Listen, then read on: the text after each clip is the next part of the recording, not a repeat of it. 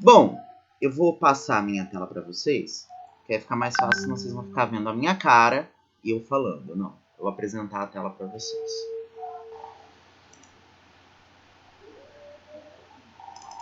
Vamos lá, tecnologia, ajude-nos. Vamos lá, atividade 13. Vocês estão vendo a atividade 13 no meu PDF aí? Dá para ver? Deixa eu voltar metade para eu ver vocês. Bom, o que eu quero aqui, ó? Numa declaração absurda como a Amazônia não queima porque é úmida. Imaginem contextos. Lembrem-se que qualquer oração, para eu classificá-las, eu preciso saber o contexto, tá? Por quê? Essa oração aqui, porque é úmida, apesar disso ser um absurdo e não se justificar, essa oração ela pode ser ou subordinada causal ou explicativa a depender do contexto. Por quê? Imaginem um contexto contexto A, em que eu tenho uma pessoa falando para outra: a Amazônia não queima. Que é úmida. Nesse contexto, e se essa pessoa estiver tentando explicar o porquê ela disse que a Amazônia não queima, aí eu posso interpretar que essa oração é explicativa. Porque eu estou dando uma justificativa do que eu disse antes. Do porquê eu disse isso antes. Eu disse isso antes porque eu estou vendo que a Amazônia é úmida. Só que essa interpretação é pouco possível. Mais provavelmente, isso aqui é interpretado como uma oração subordinada causal. Por quê? Aqui eu trago um motivo. Eu estou falando que não queima porque é úmida. Se é úmida, não vai queimar. Olha, qualquer um dos motivos é uma coisa absurda. Mas deu para entender que vai depender do contexto, vai variar a depender do contexto a interpretação, se a oração ela é subordinada causal ou coordenada explicativa. Deu para entender isso? Sim. Eu vou dar um outro exemplo que eu estava dando aula numa outra escola. Esqueçam isso aqui, por enquanto, essas duas outras frases. Eu estava dando aula numa outra escola e eu dei o seguinte exemplo. Como que era? Essa rua está abandonada porque tem muito buraco e lixo. Quando eu propus esse exemplo, quando eu pensei nesse exemplo, eu como professor, o que eu queria era levar para os meus alunos o contexto de que isso aqui é um motivo, é uma causa suficiente, portanto, isso é uma oração subordinada causal, é realmente a causa, tá? A rua está abandonada. Por quê? Primeiro, o lixo e o buraco foram os motivos suficientes para a rua ser abandonada.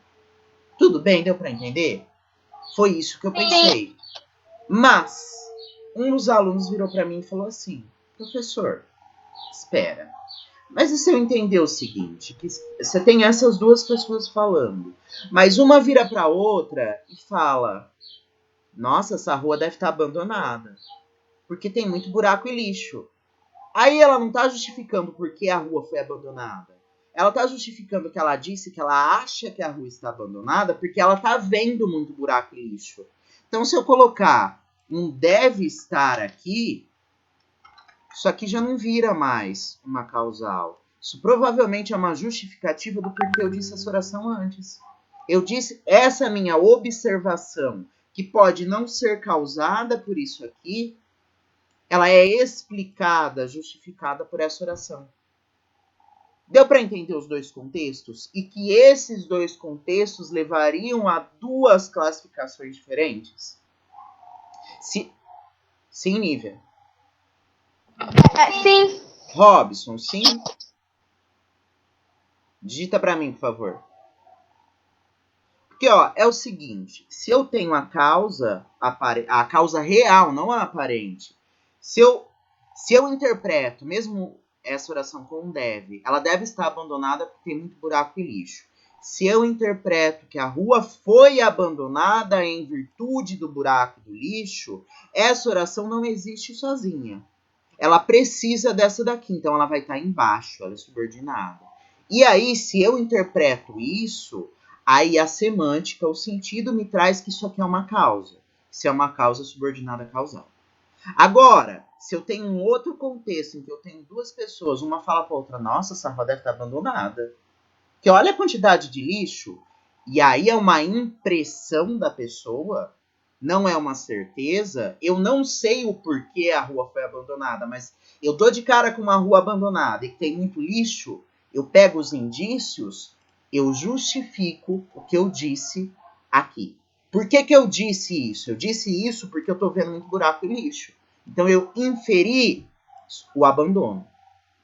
Mas aí, inclusive, a organização e a organização sintática, a justaposição sintática dessas orações é diferente. Se eu interpretar isso, essa rua deve estar abandonada, no sentido de que é uma observação minha, as duas orações podem existir sozinhas. E aí elas são coordenadas, porque aí elas têm o mesmo nível. Vocês percebem que é tudo ligado? Apesar de ser sintaxe, são coisas colocadas juntas, dependendo do contexto e da minha interpretação semântica, vai mudar a classificação. E aí, por isso que eu falo para vocês que classificação de orações não é um rótulo que eu enfio, justamente por casos como esse. O aluno, que é um falante nativo da língua portuguesa, virou para mim e provou que, a depender do contexto, a classificação pode mudar. Se na morfologia, a depender da frase, a palavra está ou pode passar de um contínuo de uma classe gramatical para outra, lembram dos conjuntinhos? Lembrem-se disso. Na sintaxe também. Para eu saber se é subordinado ou coordenado, eu tenho que saber em que contexto aquela oração está inserida, para eu poder entendê-la globalmente e aí classificar e depois, só depois, reduzir a classificação no nome. Não é uma etiqueta, é a redução de uma análise. Fica claro para vocês agora por que é a redução de uma análise? Que olha toda a análise que eu estou fazendo para falar isso para vocês. Tudo bem? Sim. Ou seja, tanto a C aqui, uma justificativa de uma oração coordenada explicativa em porque é úmida, de uma verificação altamente contestável do falante. Por isso que não é a causa. Nesse sentido, por ser contestável, é uma explicação do porquê eu disse antes. Essa C é possível, mas a D também é. Uma tentativa de construção de causa e efeito por meio de uma subordinada causal, porque não queima, pois a segunda oração apareceria como uma razão do não queimar. Ou seja, as duas aqui são possíveis. E ó, prestem atenção que o que eu estou pedindo para vocês é o que não temos. Nesse sentido, tanto a C quanto a D estão fora. Vocês não podem assinalar essas. No vestibular eu já ajudei vocês. Vocês ficam entre a A e a B. Ok?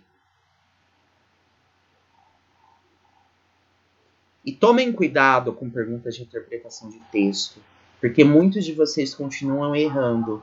Se sim, se não. Porque muitas vezes eu pergunto para vocês, eu faço de propósito, ao não grifar, o que não pode ser interpretado desse texto. E vocês me assinalam aquilo que é possível interpretar. Um de vocês dois errou uma pergunta de interpretação da prova. E as duas perguntas que vocês erraram falavam exatamente a mesma coisa. Ambos erraram. Tanto a Lívia quanto o Robson erraram em uma das coisas de não é possível afirmar ou não se pode inferir que. Porque vocês colocaram alguma coisa que pode ser inferida, que eu posso inferir. Então, mesmo vocês que estão acompanhando a gente, podem errar essas coisas. Eu peço que vocês prestem atenção, porque vestibular tem muito disso. Muito. Ok? Você ia falar alguma coisa, Lívia? É que naquela vez que eu errei, eu acho que eu tava com todas as folhas organizadas juntas. Uhum. E sem querer eu vi a questão e achei que a resposta que eu tinha colocado estava errada sem ler a pergunta. Meu Deus. A gente não pode fazer isso. Eu percebi porque você assinalou duas. E você tinha acertado.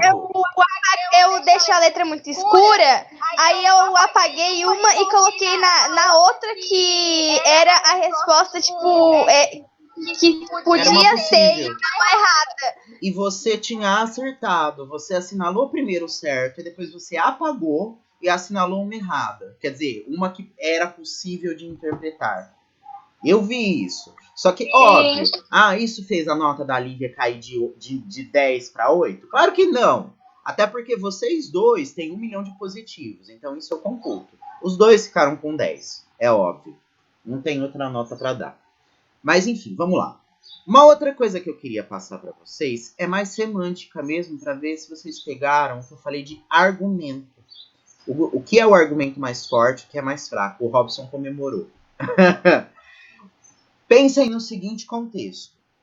O contexto é o mesmo da Mariazinha lá, que foi mal na prova, e que tem um pai que vai bater nela, se souber disso. O que é mais eficiente argumentativamente a mãe falar para tentar fazer o pai não bater na filha? A primeira frase ou a segunda? Eu vou até apagar A primeira. A Lívia nem pensa, ela já vai de cara, assim. Por que, Lívia?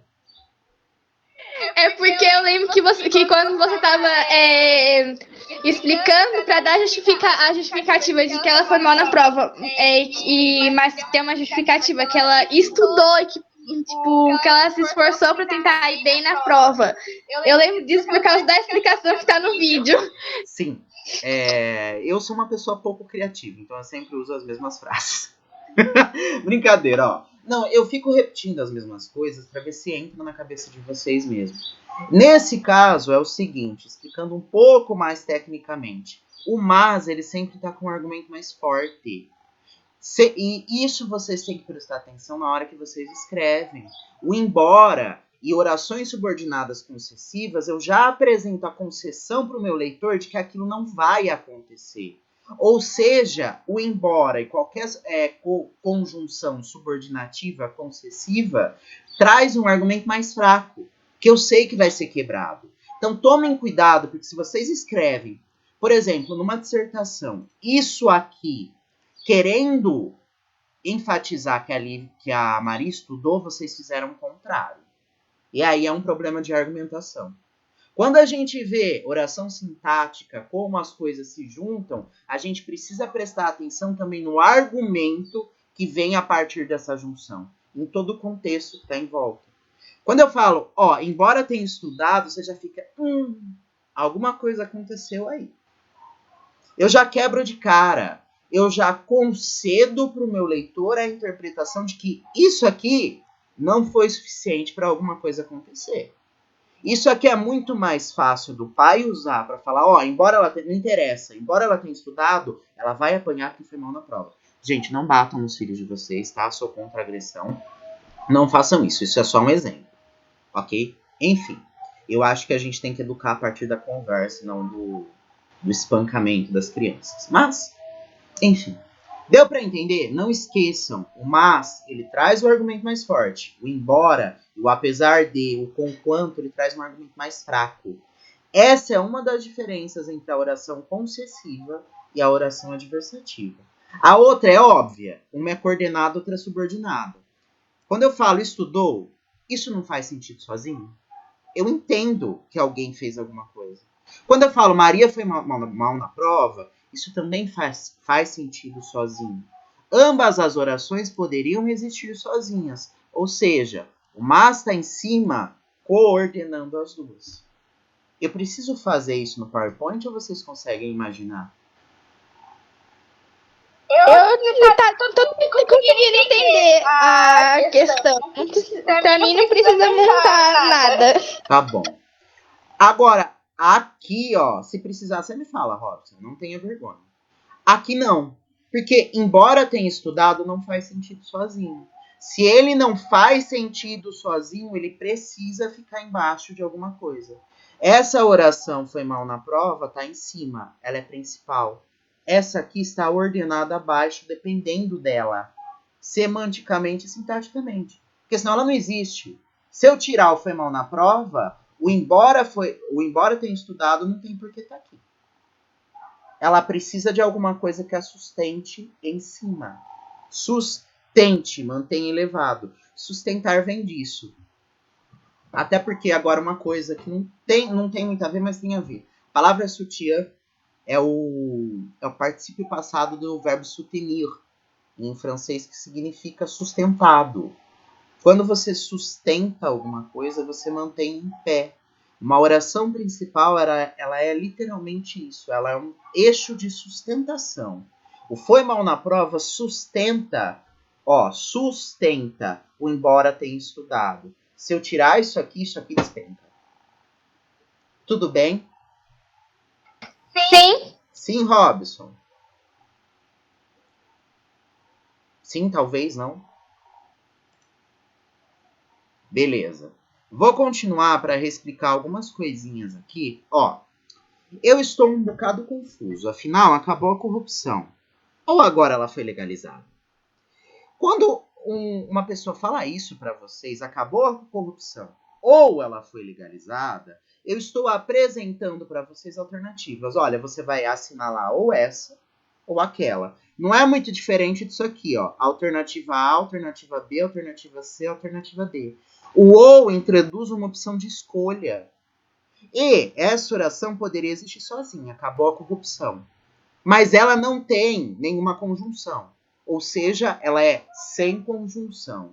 Tecnicamente, assindética. Não tem síndeto, não tem a conjunção. Ponto. Essa oração aqui tem uma conjunção. É sindética. Sindético o quê? O ou não apresenta uma alternância?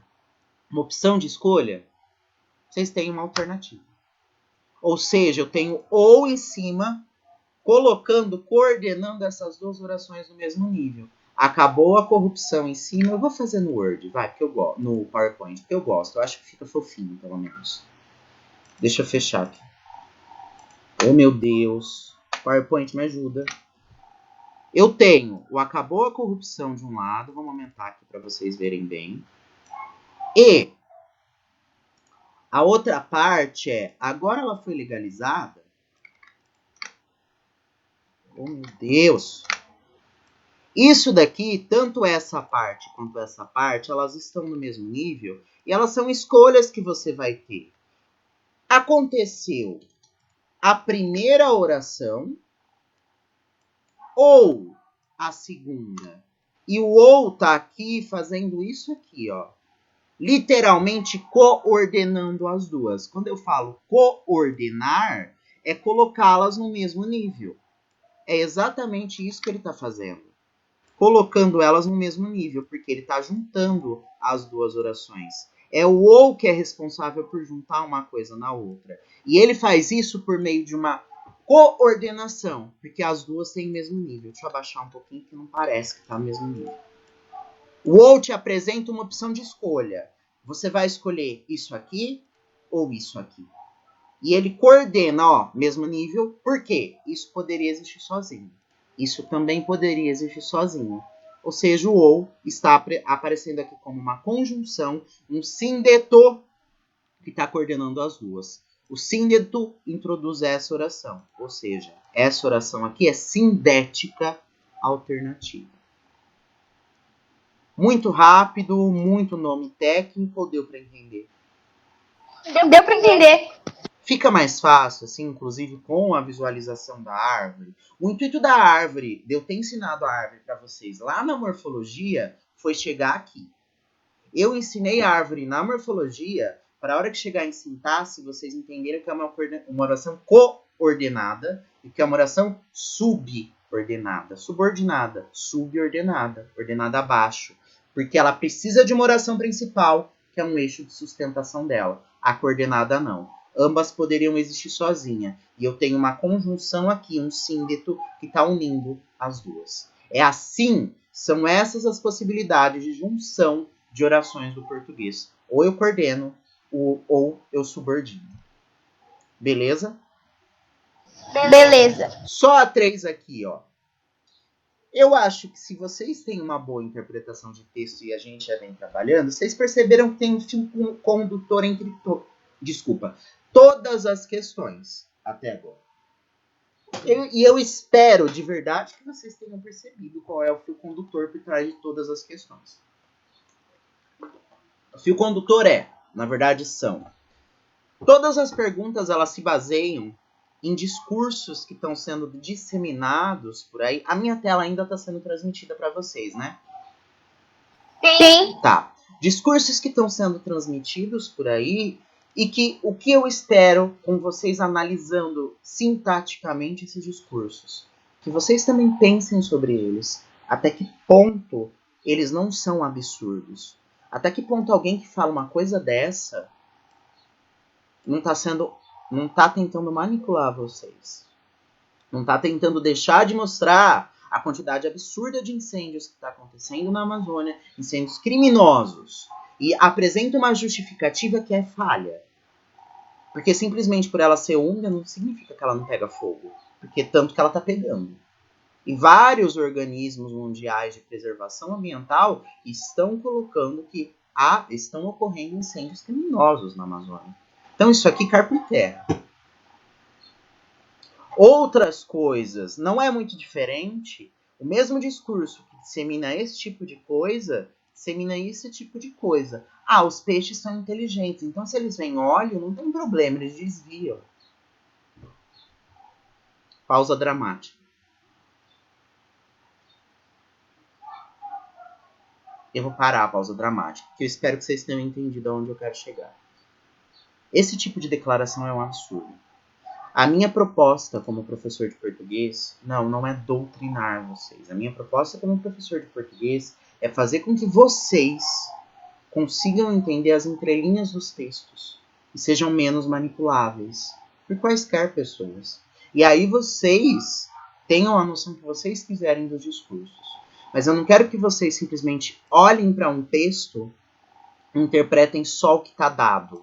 Ficar na superfície de uma coisa é servir de massa de manobra. E aí eu retomo aquelas aulas que eu dei para vocês sobre a menina que roubava livros e sobre o menino do pijama listrado.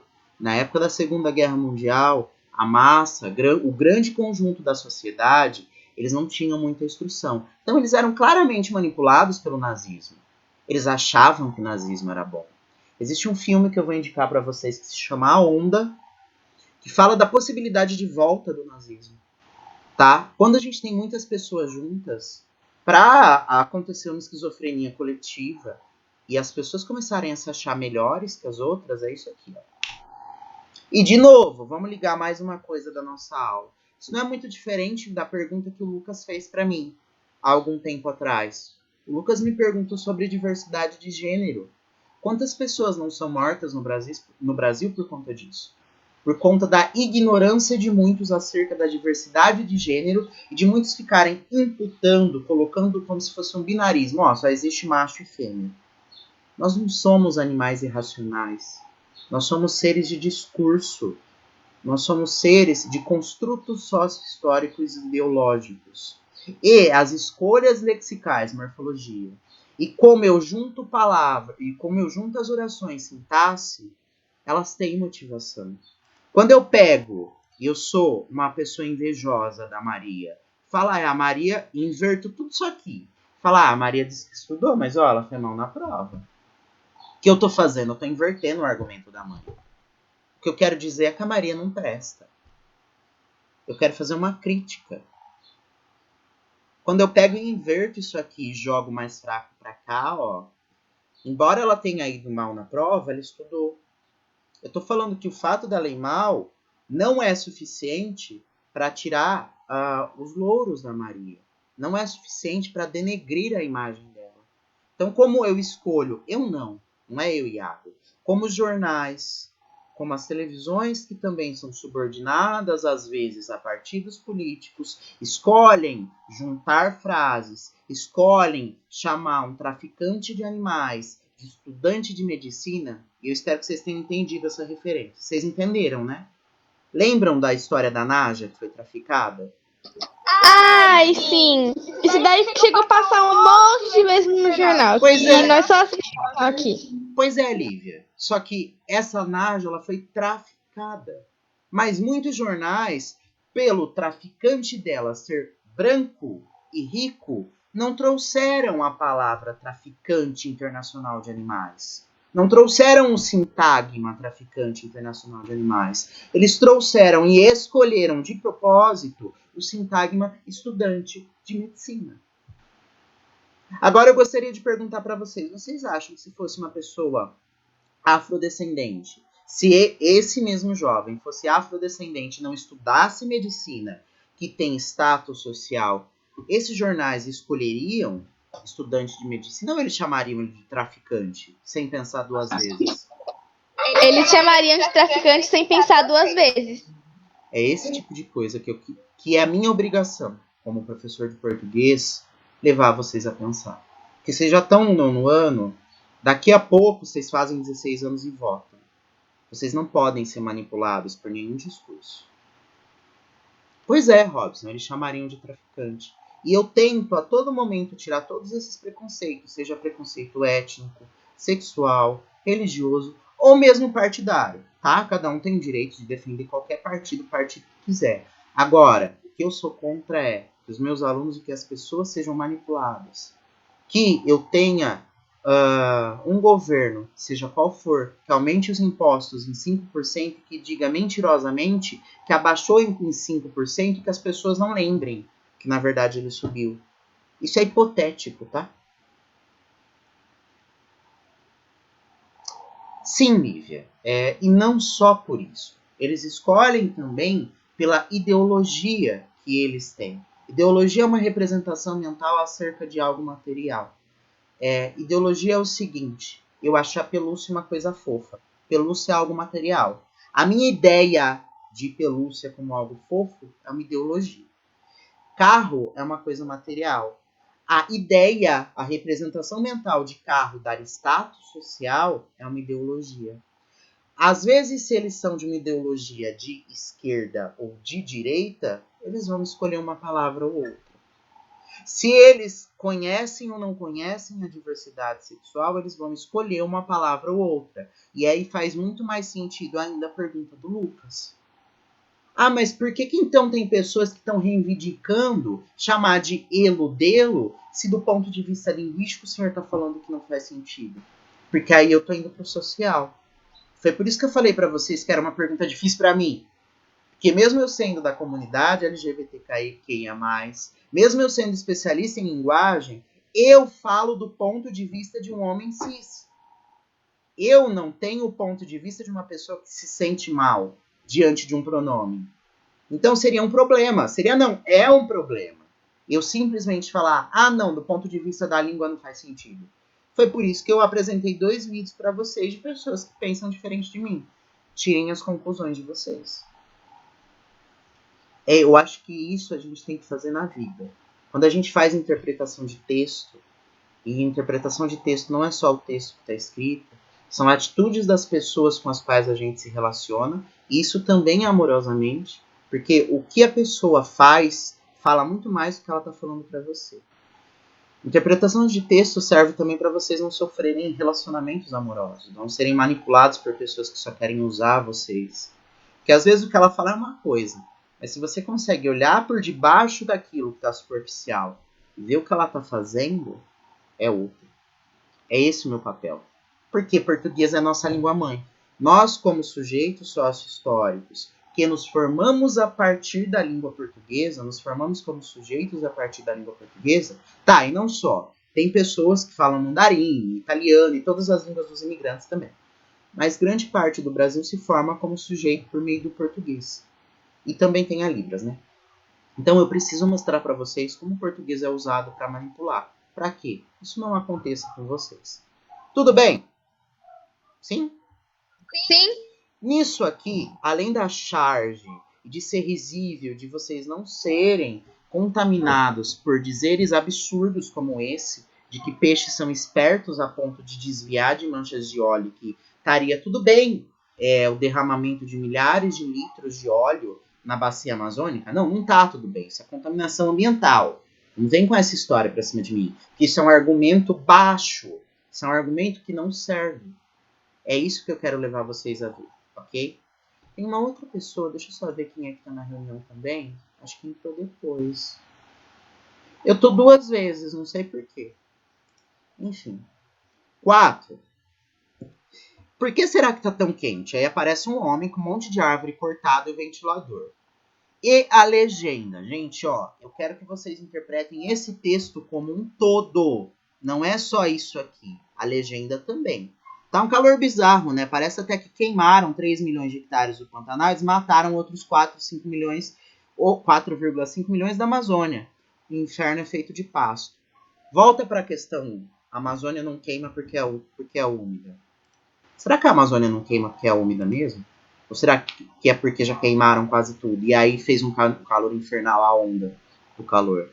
Eu quero que vocês prestem atenção nesse texto como um todo e falem para mim o que não faz sentido. Ó, o que é irônico aqui? O que é irônico aqui não é o ventilador rodando no meio do nada.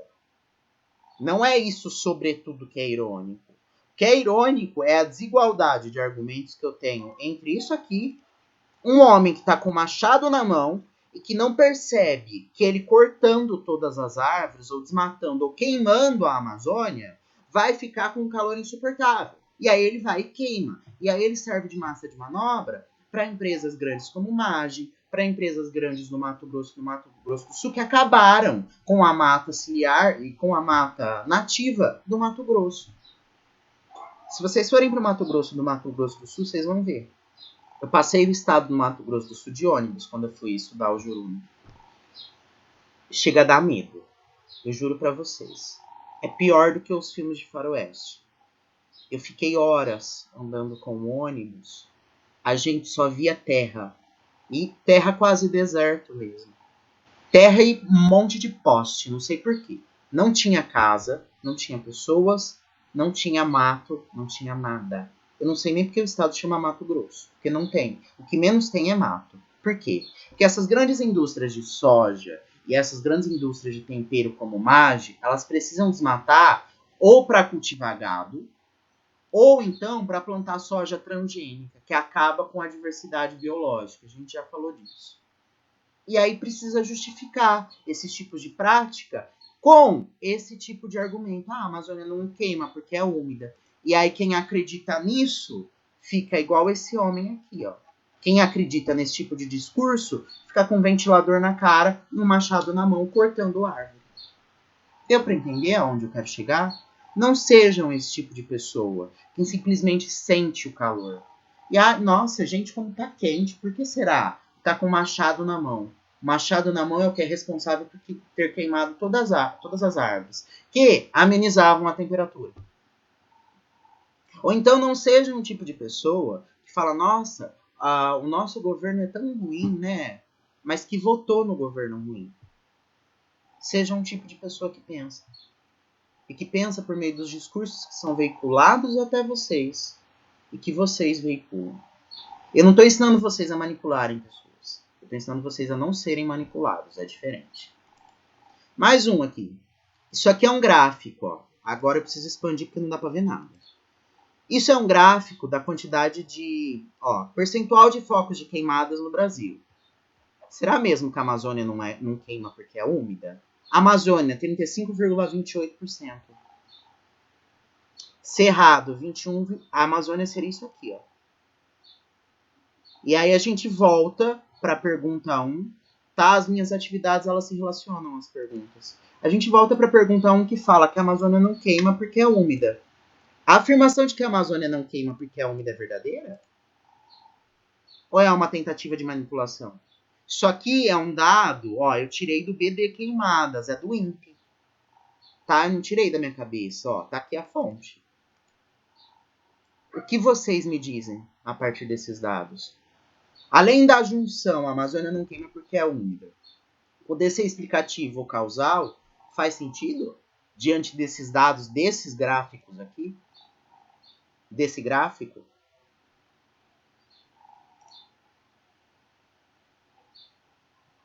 Faz sentido, gente, eu falar que a Amazônia não queima porque é úmida? Diante de um gráfico que mostra que a maior bioma afetado por queimadas, focos de queimadas no Brasil, é a Amazônia?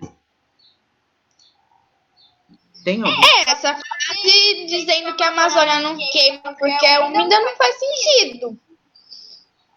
Porque a Amazônia é o bioma que mais está queimando no Brasil. É isso, Lívia. É isso que a gente tira de conclusão do texto, tá? Não sou eu, Iago, falando para vocês. Esse texto aqui não foi tirado da minha cabeça. Quando vocês forem escrever dissertações, eu converso com a Aline, eu sei que ela já ensinou isso para vocês. Peguem dados estatísticos, porque senão fica parecendo que vocês tiraram da cabeça de vocês. Eu não estou tirando da minha cabeça que a afirmação de que a Amazônia não queima porque é úmida é absurda.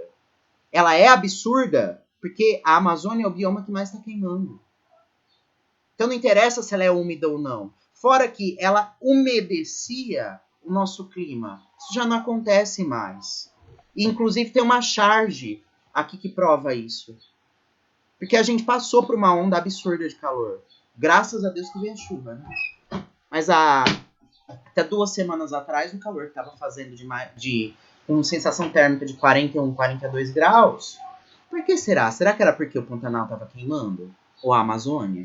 Será que tem algum tipo de relevância esses fatos? Jamais saberemos.